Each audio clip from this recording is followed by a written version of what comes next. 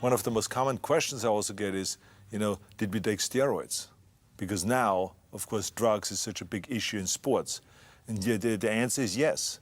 It was just in the beginning stage because bodybuilders in those days just experimented with it, but it was not illegal.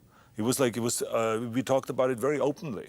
I mean, anyone that was asked, he says, you take steroids? He says, yeah, I take 3 Dianabol a day. Or someone else would say, I would take this, and that.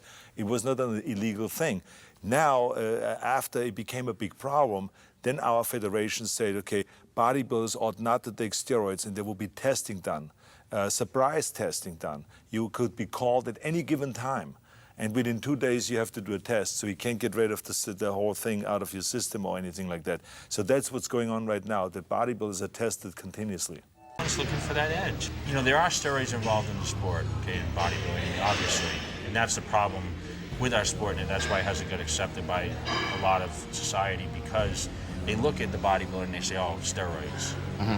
But they don't understand what actually goes into the sport, okay? You do what you do to be the best in what you do. You do what you do to win. If you want to call that cheating, fine, but I have the edge. Mm-hmm. And that's why I'm the best. I tell people that I coach and I help now and advise, I say, look, I'm always honest, I tell you the truth. Yes, I used insulin. Was it a positive? In my mind, no, it wasn't. Because you'd start to lose a little bit of the quality.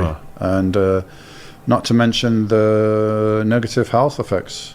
Diabetics that use insulin, I think they have like 10 years less life. What kind of steroids were dudes doing back then? I mean, basic. You got, your tests.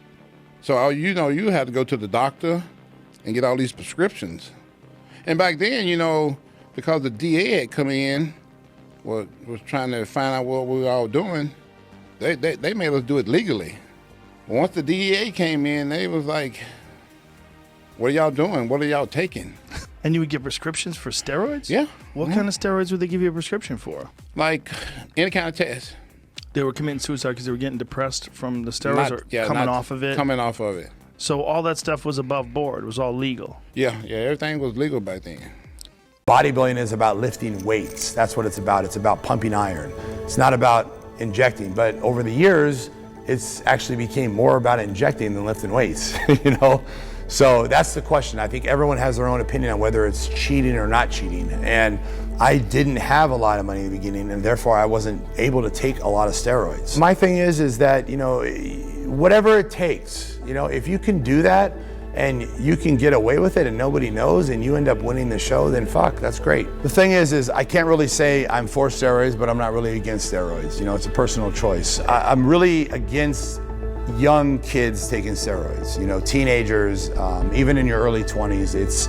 I'm really against that. And once you start taking steroids, your testosterone levels, your testes shut down and they no longer work. So your body is not producing testosterone anymore. And if you shut down your production at an early age, it's never gonna come back to what it was. When you have low testosterone, you're tired, you're lazy, you don't feel like doing anything, you have no sex drive. There's a lot of negatives. So it's very important for you to have a normal testosterone level.